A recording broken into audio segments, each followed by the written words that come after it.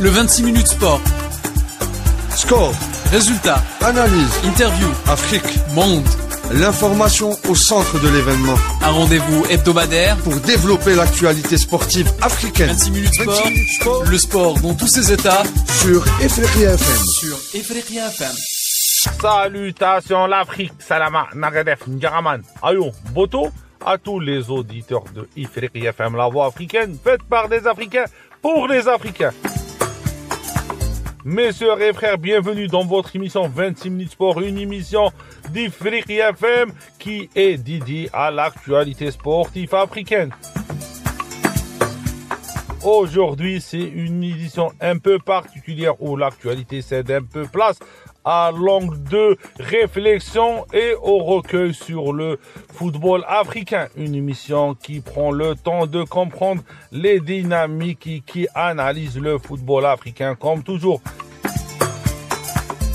Et avant d'entamer cette émission, le vif du sujet, la Ligue des champions africaine et la Coupe de la CAF, un clin d'œil, un hommage. Hier, nous avons commémoré le 67e anniversaire de la création de l'équipe du FLN.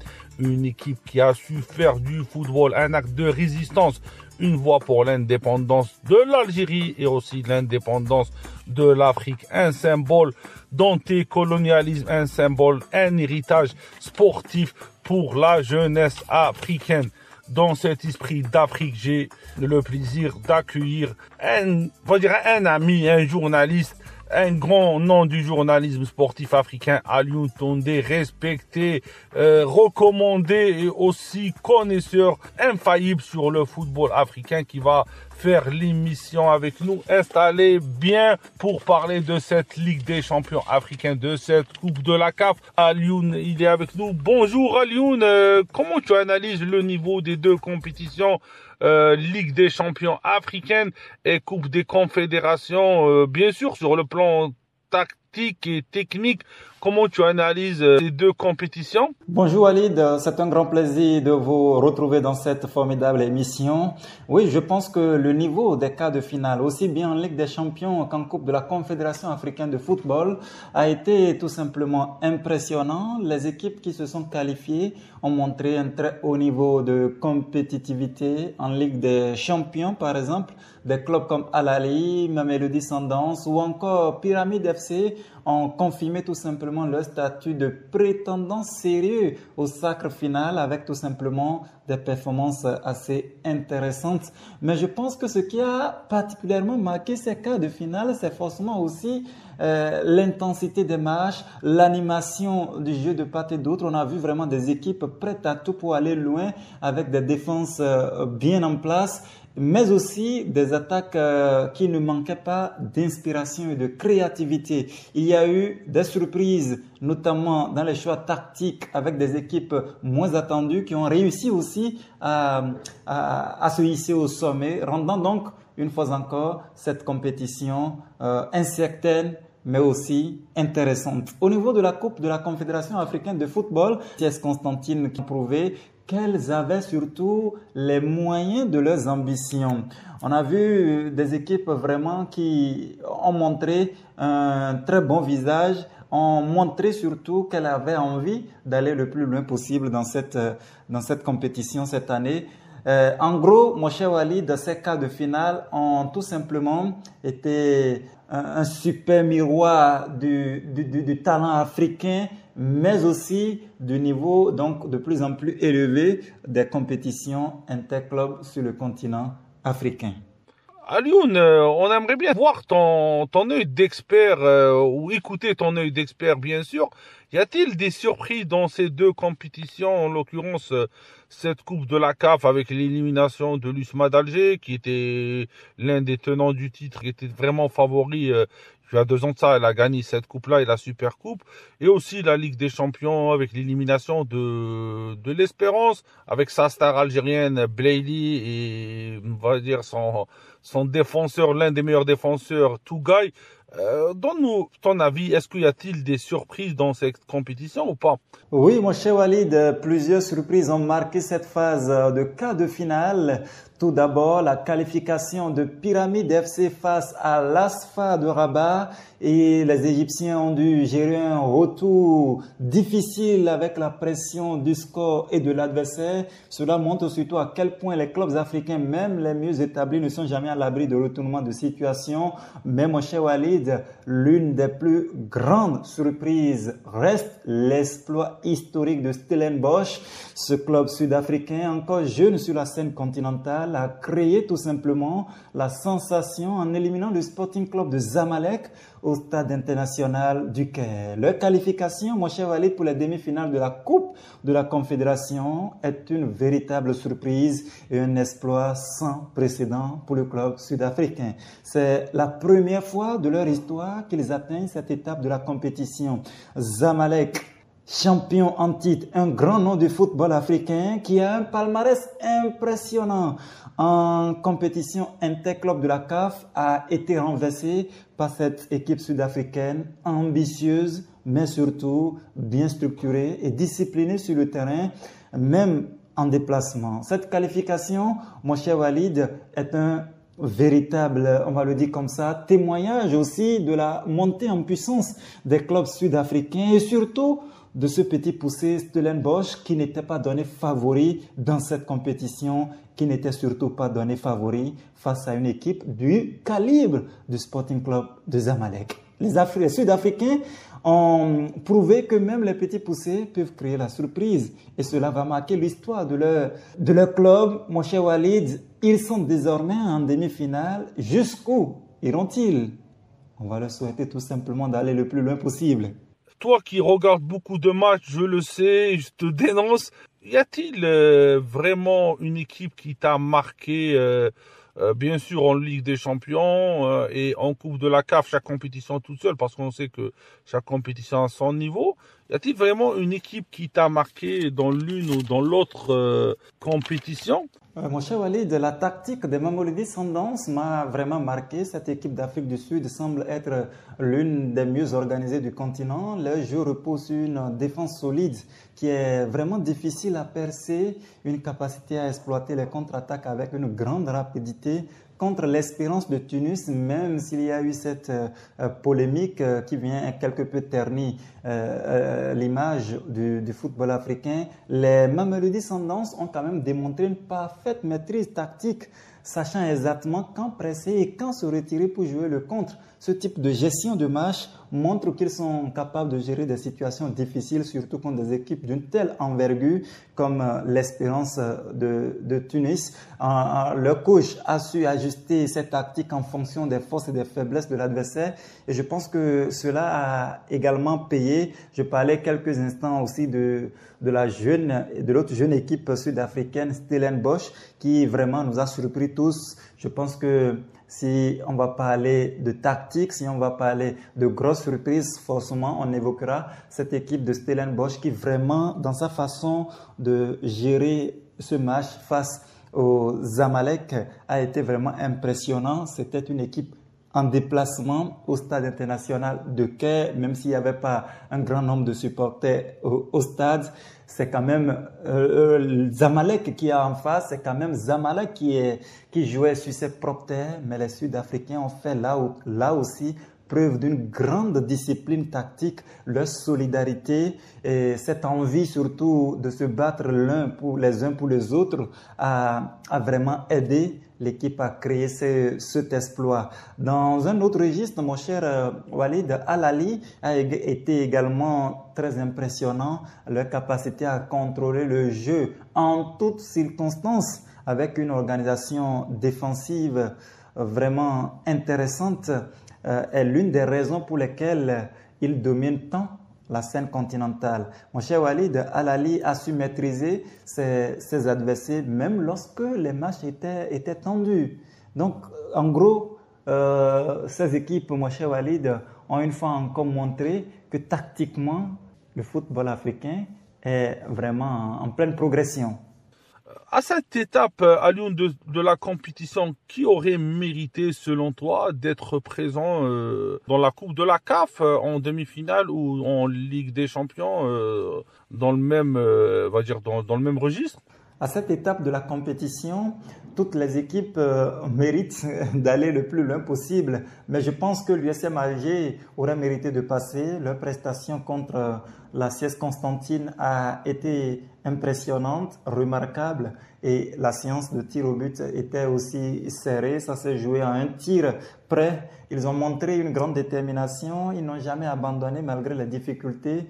C'est une équipe qui a montré du caractère et qui a fait preuve d'une belle cohésion. On a assisté vraiment à un derby exceptionnel sur le continent, un derby donc de l'Algérie vraiment fantastique, agréable à suivre et tout. Malheureusement, la loterie des tirs au but a été défavorable tout simplement à l'USM Alger. De toutes les façons, ils vont regretter notamment leur manque de concentration parce qu'ils ont réussi à ouvrir le score à la 25e minute de jeu par l'entremise de Adam Alileit, mais leur manque de concentration juste au retour des vestiaires leur a été fatal avec ce but de Abdenou Belosini pour la CS Constantine.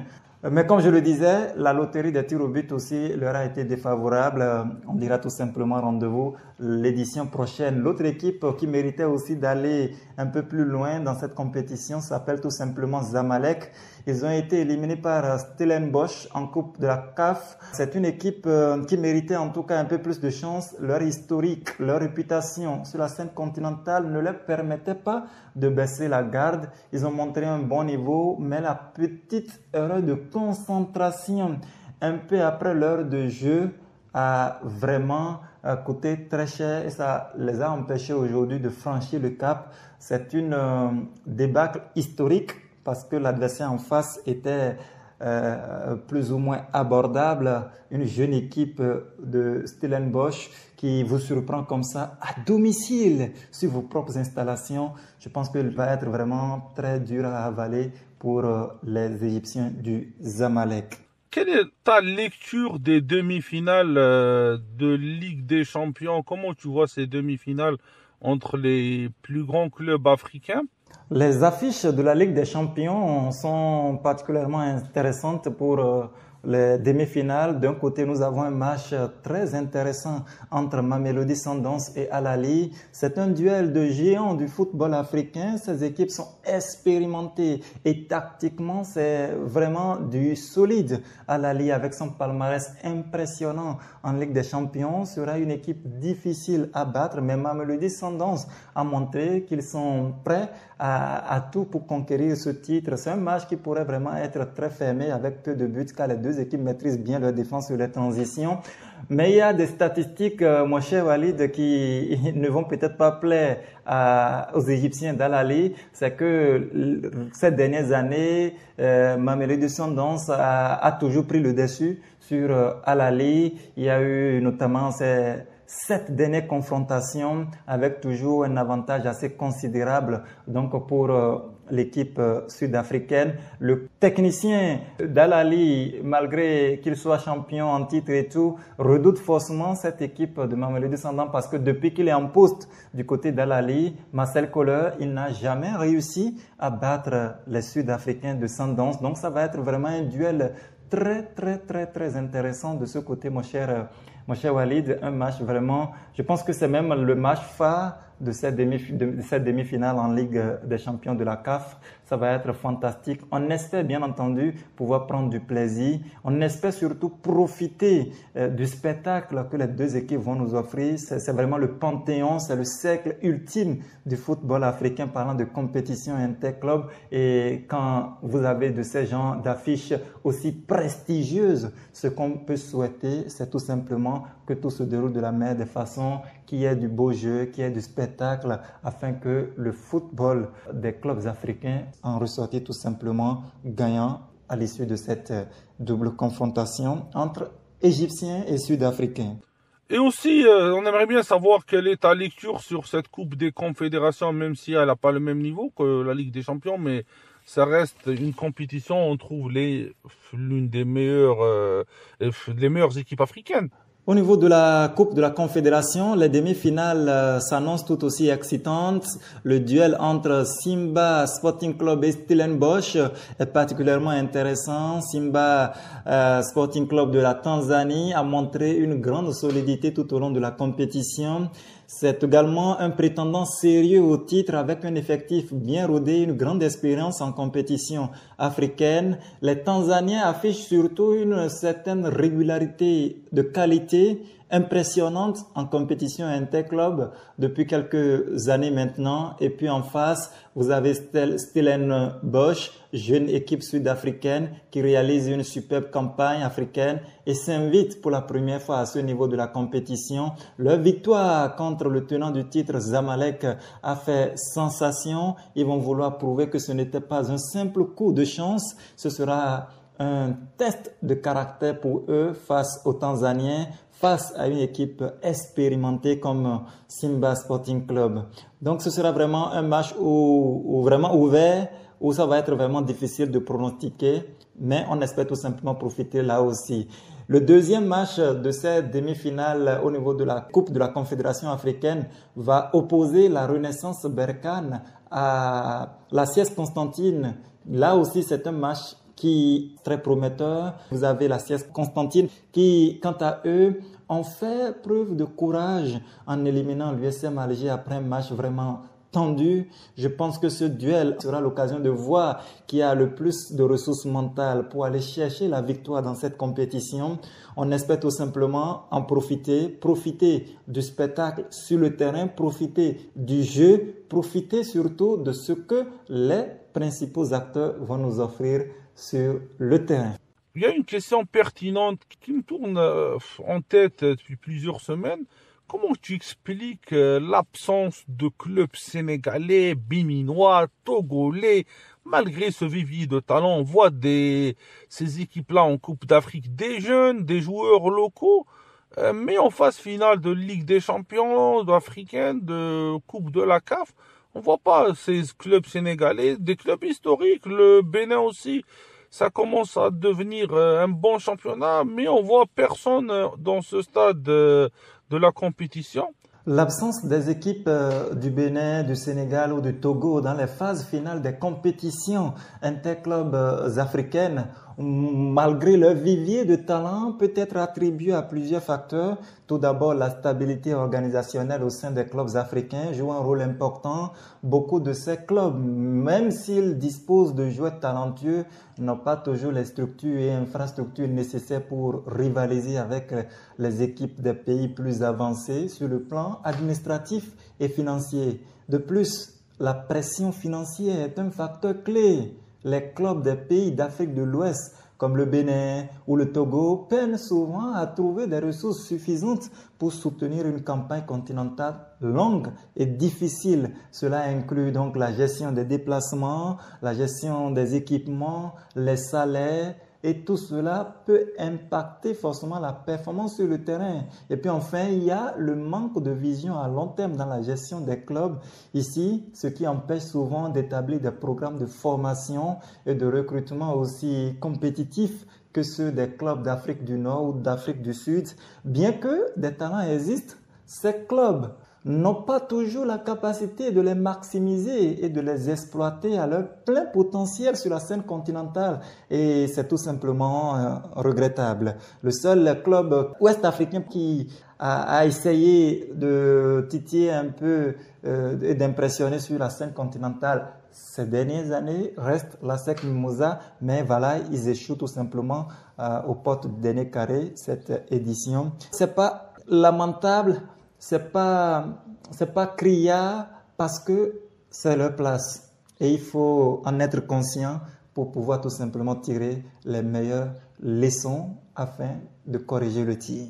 Toi qui connais vraiment, Alioune, cette zone-là d'Afrique, y a-t-il un problème en particulier qui freine cette émergence de clubs de cette région d'Afrique en Ligue des Champions ou en Coupe de la CAF? Non, mon cher Walid, moi je pense qu'il s'agit souvent d'une combinaison de problèmes d'organisation, de financement et de formation. Premièrement, les clubs de l'Afrique de l'Ouest. y compris ceux du Bénin, du Sénégal et du Togo, souffrent fréquemment d'une mauvaise organisation administrative. De nombreux clubs ne disposent pas de structures professionnelles qui permettent de bien gérer les aspects financiers, les déplacements ou même l'aspect médical et logistique des compétitions internationales. En matière de financement, mon cher Walid, ces clubs sont souvent limités par des ressources qui ne leur permettent pas de faire face à la concurrence. Le manque de sponsoring et de partenariats solides est aussi un frein majeur. Quant à la formation, bien que ce pays ait un grand potentiel en termes de talent, la formation des jeunes et la gestion des académies sont parfois en deçà des standards des clubs d'Afrique du Nord ou d'Afrique du Sud. Ces derniers ont forcément plus des moyens plus importants pour recruter et former des joueurs dès leur plus jeune âge. Tout cela offre donc un vivier plus riche et plus compétitif. Mon cher Walid, pour progresser, il faudrait que les clubs de ce pays investissent dans la formation de jeunes joueurs, dans l'amélioration de leur structure organisationnelle et surtout, il faut que ces clubs aient accès à des financements plus importants pour soutenir tout simplement la compétition à l'échelle continentale. Ce serait déjà un début prometteur.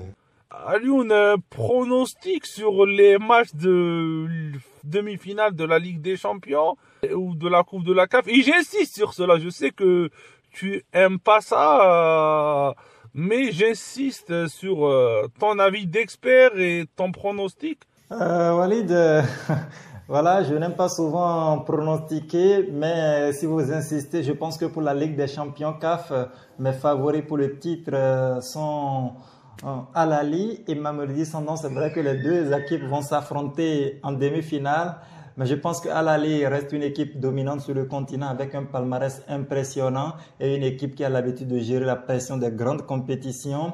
Leur expérience dans les moments décisifs, notamment en demi-finale contre Mamelodi Sundowns, sera vraiment importante. Les Égyptiens sont en quête d'un troisième succès consécutif avec notamment leur entraîneur Marcel Koller.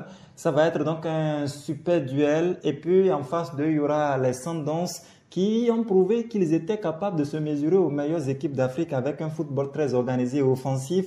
Ce qui les place également comme des prétendants sérieux. Ça nous promet une demi-finale intéressante, mais je pense que le vainqueur pourrait venir de cette belle affiche parce que aussi Mamelodi Sundowns court après le titre de champion au niveau de cette compétition depuis 2016. Ça fait presque une éternité. Il faut enfin briser cela. Et puis au niveau de la Coupe de la Confédération, là aussi j'ai envie de me mouiller en citant peut-être les Tanzaniens qui vont sans doute écarter les Sud-Africains de Stellenbosch, Simba FC, parce que les Tanzaniens montrent une grande solidité tout au long de la compétition.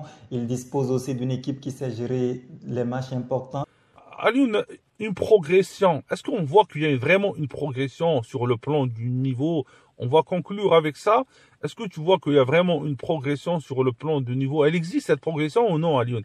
Oui, Walid, moi je pense que chaque année, les compétitions interclubs sur le continent progressent en termes de niveau, en termes de compétitivité. Je pense donc que le niveau de cette édition est encore supérieur à celui de l'année dernière. Nous avons vu des équipes comme Stellenbosch surprendre les grandes équipes comme Zamalek, ce qui montre déjà un véritable renouvellement dans la compétitivité donc de football sur le continent. Les clubs d'Afrique du Sud, par exemple, montrent une progression importante et de plus en plus des équipes comme Pyramide, Mamelodi Sundowns ont mis en place des systèmes de jeu tactiquement avancés, ce qui élève aussi le niveau global de la compétition. Cependant, l'écart de niveau entre certaines équipes reste important, notamment entre les clubs du Nord et ceux de l'Afrique de l'Ouest. Mais l'écosystème, je pense, va continuer peut-être de se professionnaliser et ça augure sans doute d'une compétition de plus en plus intense dans les années à venir, de plus en plus meilleure en termes de compétitivité et de plus en plus intéressante aussi en termes de spectacle. Alioune, merci pour ta gentillesse et ta présence et surtout pour ton œil d'expert qui a illuminé notre émission. Merci beaucoup Walid pour cette nouvelle invitation. Ce fut un grand plaisir de partager ces moments de foot africain en votre compagnie, en compagnie de vos auditeurs. Au plaisir de vous retrouver très très bientôt. Merci à Alioune Toundé pour ton analyse et pour ta gentillesse encore une fois. Dans cet esprit d'Afrique, on continue bien sûr à parler dans les futures émissions d'Afrique. Merci à vous et à tous les auditeurs d'avoir été à l'écoute de ce numéro spécial. Un immense merci encore une fois à Alioune Toundé et pour sa générosité, son expertise et son regard lucide aussi, parce que c'est très important. Rendez-vous très bientôt pour un autre numéro de 26 minutes sport, toujours avec passion. D'ici là, prenez soin de vous et vive l'Afrique et l'Afrique pour les Africains. Ce que nous on veut, c'est plutôt se mettre dans la danse.